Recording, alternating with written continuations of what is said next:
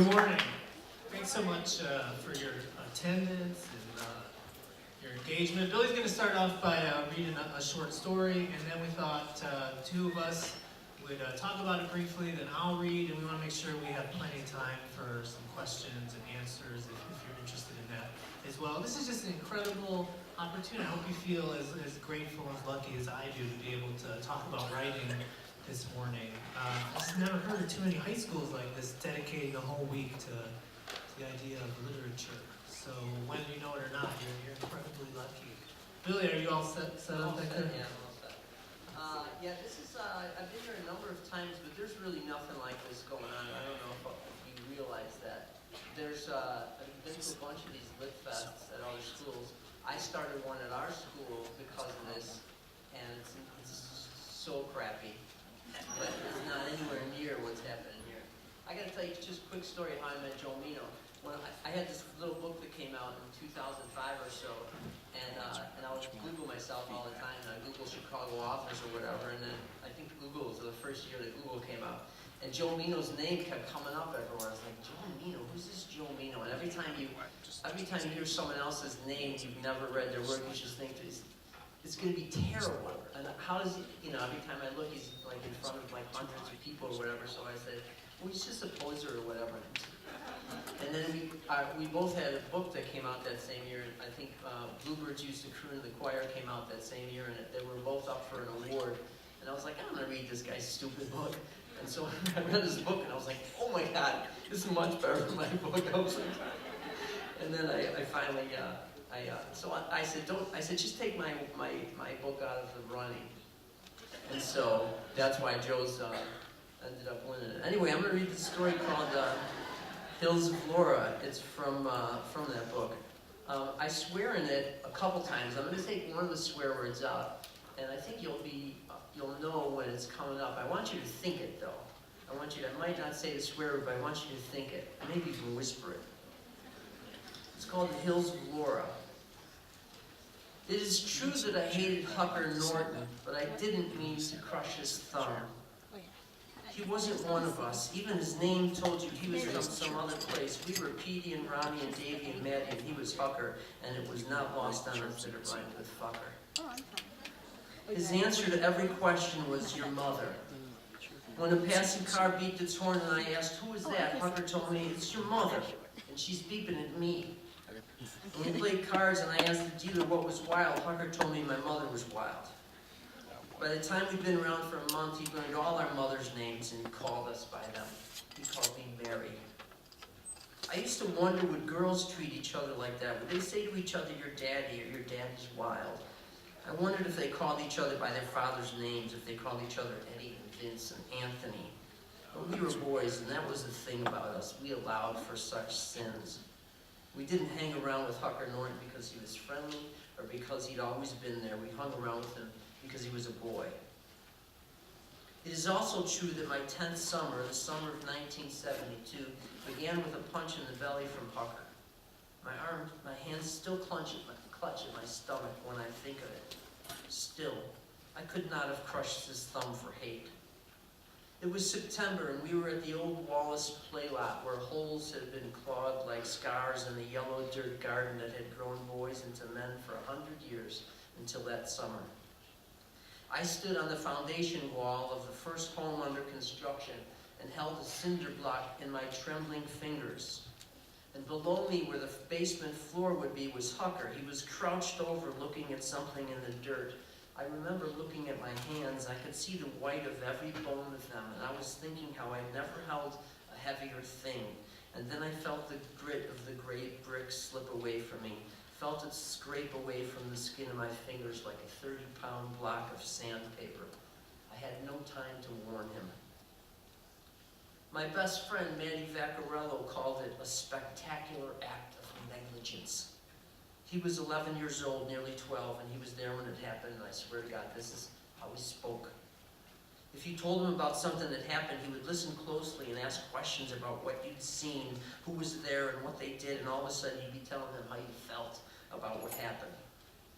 And when you were done telling him, he would put his own words to the thing that happened. He would retell the story better than you, and then he'd look you in the eye and he'd wait for you to say something like, Yes, that's it. That's exactly what I felt.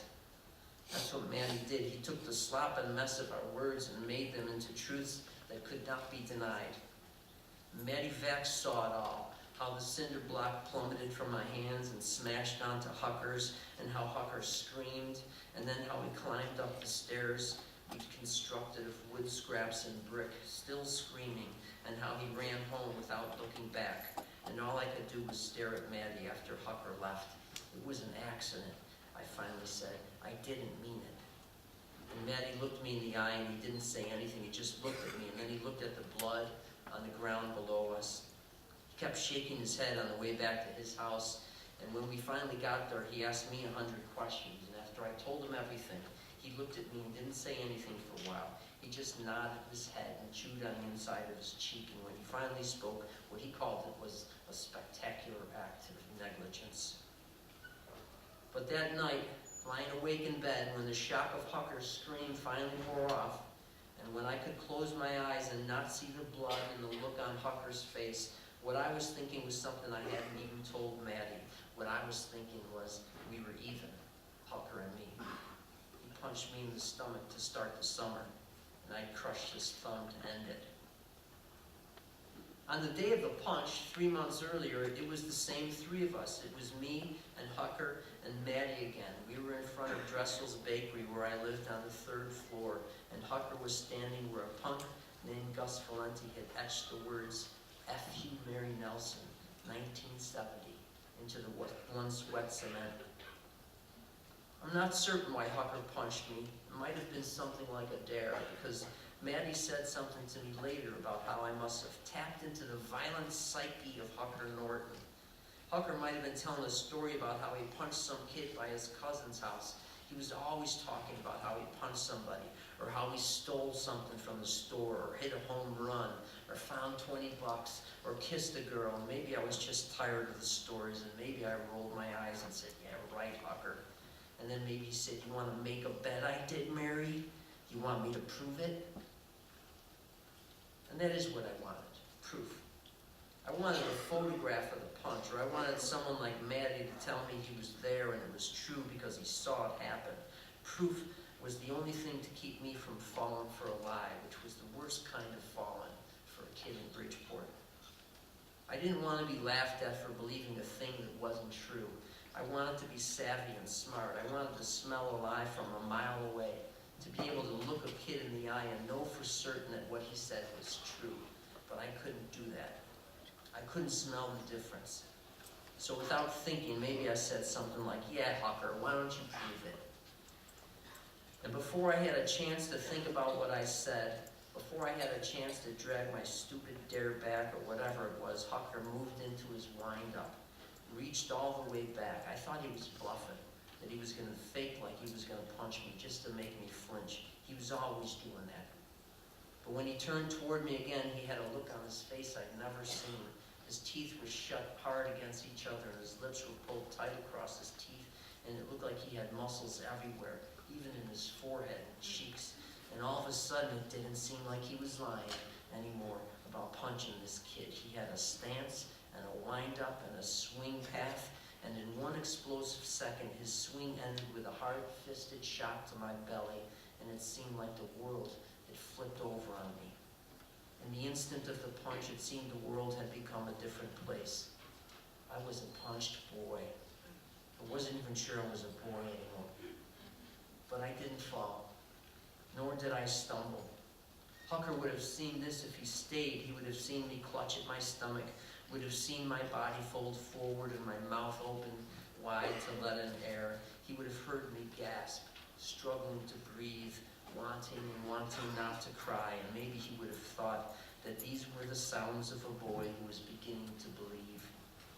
But before I could breathe or cry or lift my head to see anything more than the message Gus Valenti had left for Mary Nelson, Hucker had turned away from Maddie and me, had jaywalked across the street and past the old Wallace play lot, thinking perhaps that he'd taught me a lesson. I wanted proof, and he'd given what I'd asked for. But I wonder now if it might have been something else I wanted. Maybe I didn't want proof that it was true at all. Maybe what I wanted was proof that it wasn't true. Maybe I didn't want to believe the world was a place where a 10-year-old boy could find a reason to punch. And maybe I didn't want to believe that boys hit home runs or found money or kissed girls, because if I believed they did those things, then maybe it was proof that nothing ever happened to me. That all around me, boys were being heroes. They were being cheered and honored and kissed, and I was standing still while this unbelievable world was going on. And so I played it safe. I refused to believe anything unless I saw it happen, or unless I did the thing myself. With Matty Vac, though, there wasn't the wondering, because he wasn't the puncher and he wasn't the cheater, and he insisted on the truth of things. But 3 years after the summer of the punch in the cinder block, when he told me what happened with Laura Fontano in his basement, he gave me something to think about. We had all been kissed by then, even me. But this time, if I was to believe Matty, it was different. So I'm sitting in my dad's office in his swivel chair, Matty said, and Laura's on my lap, right? And we're kissing. And after a while, she stops kissing me and looks me right in the eyes. She reached behind her back and slipped her hands under a t-shirt to unhook the clasp of her brow. Matty was going back and forth from the present to the past as if he wasn't sure about the question of tense. Her shoulder pointed toward me like this, and Matty reached back like he was unclasping his own brow. And she was looking right at me, Petey. Then she slipped her right arm back through her t-shirt sleeve, and then she slipped it through again, and then she tucks her right hand under her shirt, and then I think she did something with her left arm. She tucked it back through her sleeve or something. I don't know what the hell she did. Anyway, out comes her bra through her sleeve like magic. And when she did that, her breasts, this is what he called them. He called them breasts. I felt like I knew what they were going to look like, how they would feel. It was like I had a sense of them. Matty made all these dreamy and sexy faces while he was telling me the story, like he was Laura Fontano herself. And I just listened to him. I was thinking about Laura, who lived right across the street from me, next to Morrissey's roofing company. I couldn't believe she would let a boy see her breasts. It made me wonder about every girl I knew. But I didn't say, yeah, right, Matty. I didn't say he was full of shit, and there was no eye rolling or anything, because he never told me anything like this before, and on the chance that it was true, I let him finish. Then she lifts her t-shirt above her breasts, and Pete, it stayed there. Just like it was sitting on a little shelf. Then she closed her eyes and brought her hands to mine. She traced her fingers over mine and lifted my hands, and then she brought them to her breast, and it was like a dream. It was like we were all grown up. The way she took my hands in hers and whispered them across her skin. This is what he said. That she whispered his hands across her skin. And there they were, Petey, Laura's breasts. And these very hands, they were, Matty closed his eyes. He needed to put Laura's breasts into words that I would believe. He closed his eyes and he held out his hands, palms facing me, as if he couldn't find the words in his head to compare it to breasts, but maybe he could find them with his hands. Little hills they were. The hills of Laura. That's what he said, and he opened his eyes and he looked at me to see if I understood, but I guess he could tell that I didn't. He could see that he hadn't gotten at the truth of Laura's breasts. Then his face lit up and he smiled and he looked at the shape of his hands as they held the memory of Laura. You know what it felt like, Petey? It felt like holding my hand out the car window to feel the wind on the highway. Oh, and then Matty laughed. And he put his right hand out as if he were in the passenger side of his father's car. He laughed as though he found the exact truth of Laura's breasts. He laughed as if he was certain that this was the thing I most needed to know in order to understand. And then Matty opened his eyes and looked at me again. You know what I'm talking about, Petey, he said, on the highway, when the air shapes your hands like this? Well, if you close your eyes and think of a girl, it's like she's right there. You ought to try it, Petey, he said. When you're in the car with your dad, you ought to give it a shot. I felt my fingers twitch. I'll never forget it, he said. It was like holding the wind in my hands. All this I wanted to believe. This was the world I wanted to live in, one in which a girl's t-shirt rested on the shelf of her breasts for a boy to see.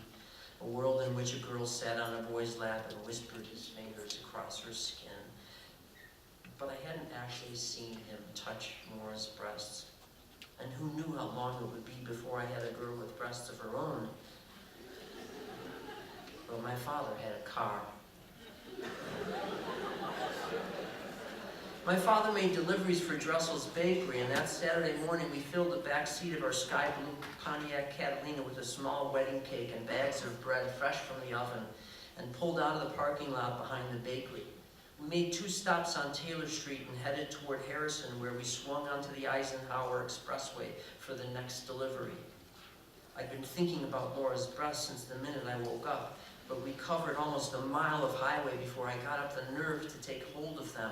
I kept looking at my dad. At Western Avenue, I put my hand on the armrest of the door, and I inched my fingers toward the window. I set my wrist on the window slot and let my fingers play with the wind. Just let the wind run across my fingertips. I reached out a couple of inches more, and the wind breathed on my wrist, and then I stretched my hand out further. But the second it cupped the full wind of the highway, I got scared. And I whipped my hand back in the car and looked at my father, but he had not noticed a thing. He turned the radio on and was fiddling with the tuner at the staticky end of the dial. He must have felt me looking at him, though, because he turned to me and winked. I smiled and looked straight ahead. I wasn't sure how long we were going to be on the Eisenhower, so when he turned back to look at the road, I just slipped my hand out the window again, like it wasn't a big deal or anything, like I was just putting my hand out the window. And then my hand held the wind, or the wind held my hand, and I think it was September, because there was nothing like September in Chicago, and the wind was cool in my hand, but there was the heat of the sun too. I closed my eyes, I let the wind be the wind, I let it work against my fingers, I gave my fingers to it. I wanted to look at my hand, to see the shape of it, but I was afraid if I looked it would be like waking up from a dream of a bag of money to find it was gone, so I didn't look. But it felt like the wind was shaping it into something that really was like breasts. And as my hand danced with the wind, I imagined Laura's face, her brown hair, her brown eyes, and the way her hair fell into them, and the way her cheeks dimpled when she smiled. I couldn't help it. I tried to think of another girl because Laura was Maddie's girl. I tried to think of Bridget Pentecoff, who just moved in down the street. Man, she was beautiful. Her hair was like 6 white crayons and 1 yellow one. I pressed my eyelids together and I tried to think of Bridget, which at any other time would have worked, but Laura's t-shirt and the shelf of her breasts kept coming back, so I stopped trying to think about Bridget, and there was Laura again, and that's when my father started to sing. I turned my head toward him and opened my eyes, still careful not to look at my hand. He just tuned into a radio station at the start of a Tony Bennett song, and he smiled as if the day could not get better. He was singing along with Tony Bennett, and I looked at him, and I looked ahead at the highway, and I smiled then because Tony Bennett had some kind of spell on my father. I only saw my father cry twice in my life, and I don't know why he was crying one of those times, but the other time was when Tony Bennett was on television singing a song. I don't remember what song it was, but my father started singing along with Tony, and all of a sudden he had to stop because he was crying. But he was kind of laughing too. But on the radio in the car that Saturday, it was Fly Me to the Moon that Tony Bennett was singing, and my father was singing along with him, and he wasn't crying. He was smiling and holding his pocket comb like it was a microphone, and he was singing, "Fly me to the moon, let me play among the stars. Let me see what spring is like on Jupiter and Mars." And he didn't sound bad, my father, and I smiled because I think I could have done anything in the car and it would have been all right. I could have lit a cigarette in the car and he probably would have let me sit there and smoke. I could have blown smoke rings in his face and he probably would have laughed and poked his fingers through the smoke rings and kept right on singing. So I just closed my eyes and I shoved my other hand out the window too. I put it out there like it was nothing. And the wind from the highway swirled the smell of warm bakery bread around the car, and I think I could even see the smells swirling. And the heat of the sun felt like warm hands on my face and my neck, and I knew for a fact that what Maddie told me was true. And maybe everything else was true too. Maybe there were boys who punched and hit home runs to win the game. And maybe there were girls who kissed and lifted their shirts and whispered the fingers of boys over their breasts. And maybe I should never have lifted a cinder block in my hands with Hucker so close. Maybe I should have been more careful. But that Saturday I was 13 years old and my dad was singing Fly Me to the Moon and my hands cupped the September wind and everything felt so good I almost laughed. I almost laughed. And then I opened my eyes. I opened my eyes because it felt so real. I was sure that nothing would disappear. Nothing was going to go away just for the opening of my eyes. And I looked at my hands in the shape of Laura Fontano's breasts, and behind them, the trees on the side of the highway, they were a blur. We were going so fast. Cool.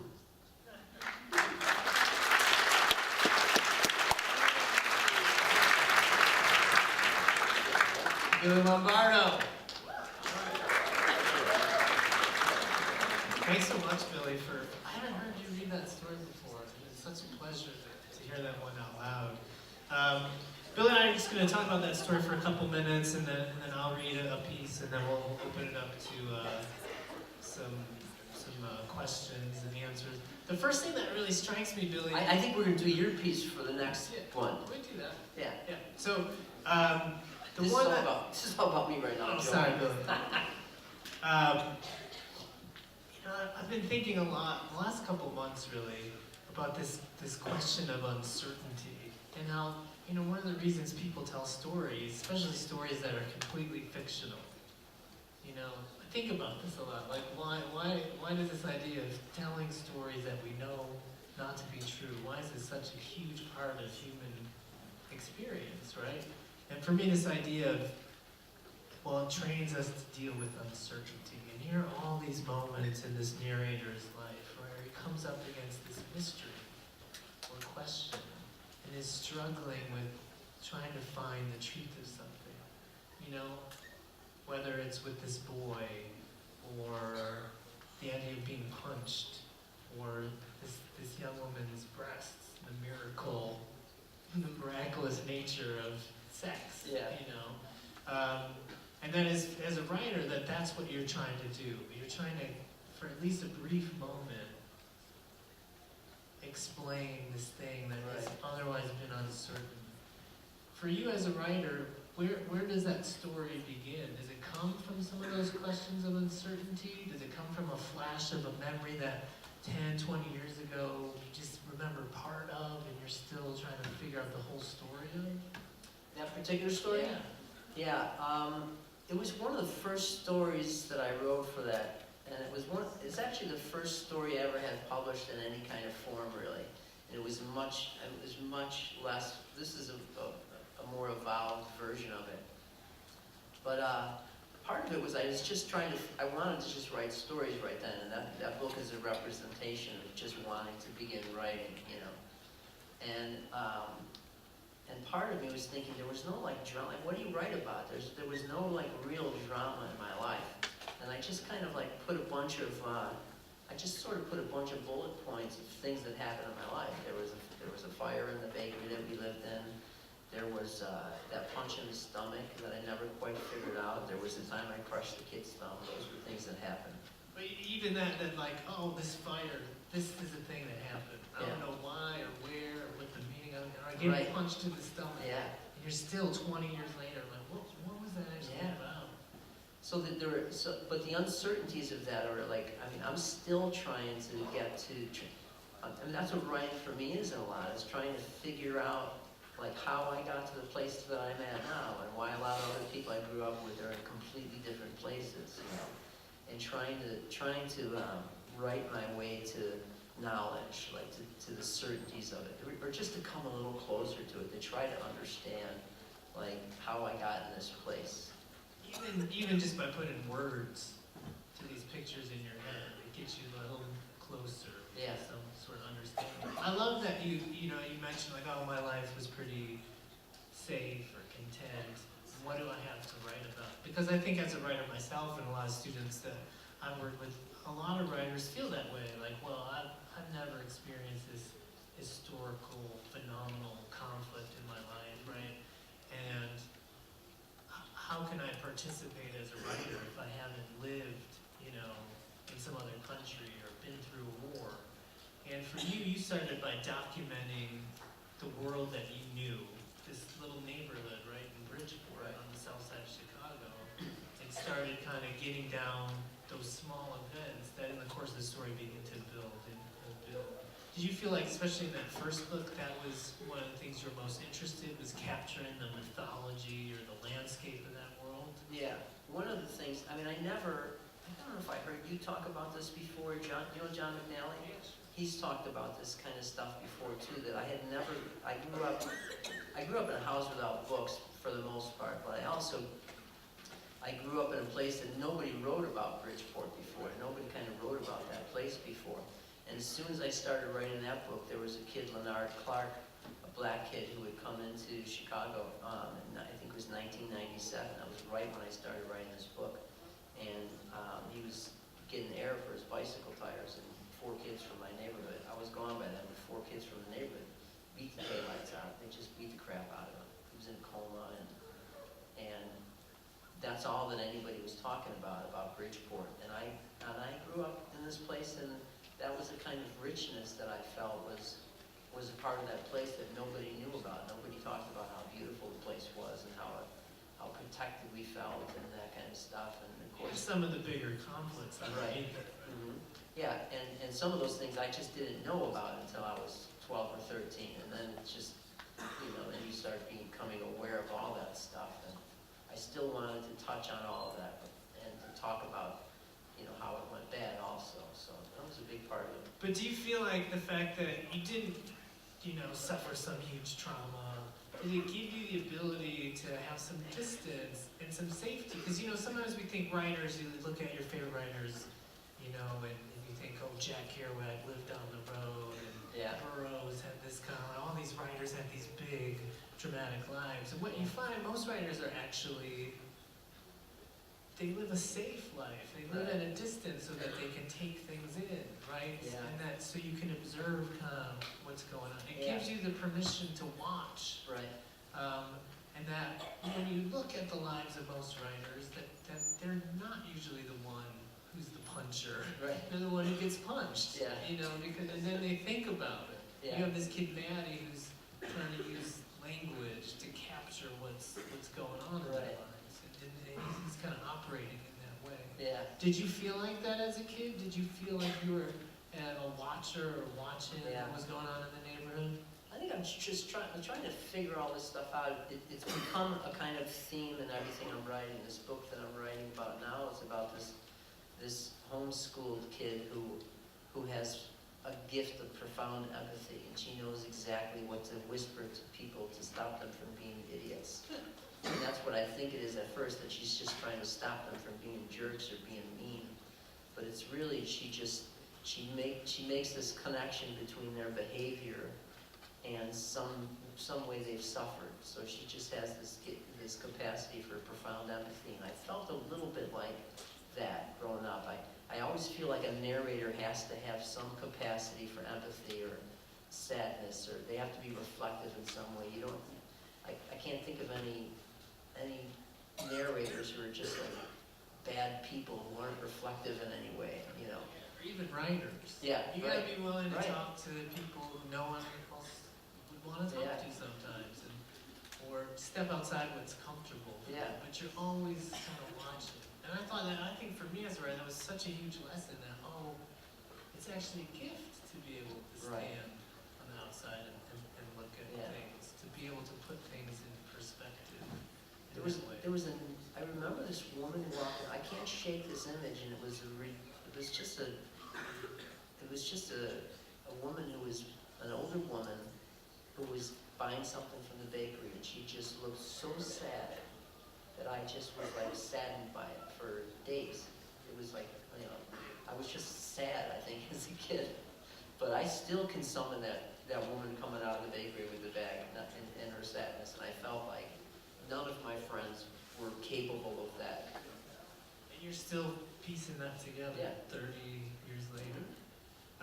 So much of what you do as a writer, you're going back to when you were a kid or a teenager in your 20s, trying to make sense of those images, those things that happened to you. find, when you are working with your students, do you feel, like my students, there's always like, their first drafts of the story, there's always this huge drama in it. Somebody's dying, somebody's having an affair, someone's just crazy stuff. Three kids are going, they're looking, exploring, and they find this cabin, and there's a guy in there, and they kill him. There's like huge drama that they all want. Do you find your stories are I like think that? that's natural, you know, because that's a big, big story. And I think, you know, there's different kinds of stories. When I go to a movie, you know, when I watch a movie, I want to see a big dramatic movie sometimes. And then sometimes I watch a movie that's much more quiet about the lady walking out of the bakery crying, you know, 90 minutes of that slow motion. I was like, what did she order? The bakery. I want to see that movie again. That's it. So I think stories do a lot of different things. There's a lot of different kinds of stories. And so for me, it makes sense you're attracted to the ones that have those bigger arcs.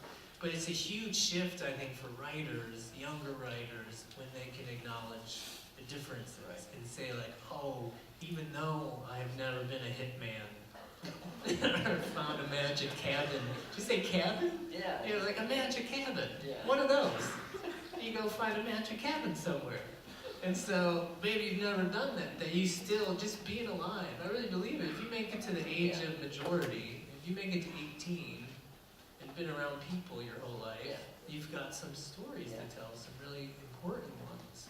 And that's what I love about your work, the idea that, you know, no one in that story dies. Someone gets their hand smashed, and someone else touches someone's breasts, but that there's still mystery and wonder and magic in all of those events. And that's such, once a writer, especially a young writer, figures out, I've got all these stories, and the way you talked about kind of doing bullet points. Right. All these stories to draw from. I don't have to invent a magic cabin or hitman scenario. That's where the strength, their best work comes from, I think. Jane, the poet Jane Hirschfeld, I think is her name, or Hirschfield, she says that a good poem, every good poem, there's somebody wrestling with something. And I feel like that's what has to happen in the story. You know? So that question, that thing, that image, that thing you did, why did I do that? Yeah. Why did I feel like that you're trying to sort out even years later?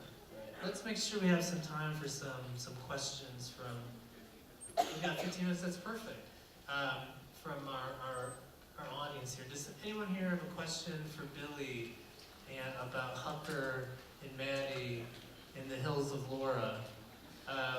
Or about writing just in general? Maybe as a writer right now, you have an interest in writing and you're facing some sort of obstacle, you're facing some sort of question with your own writing, and you want to appeal to Billy's wisdom here.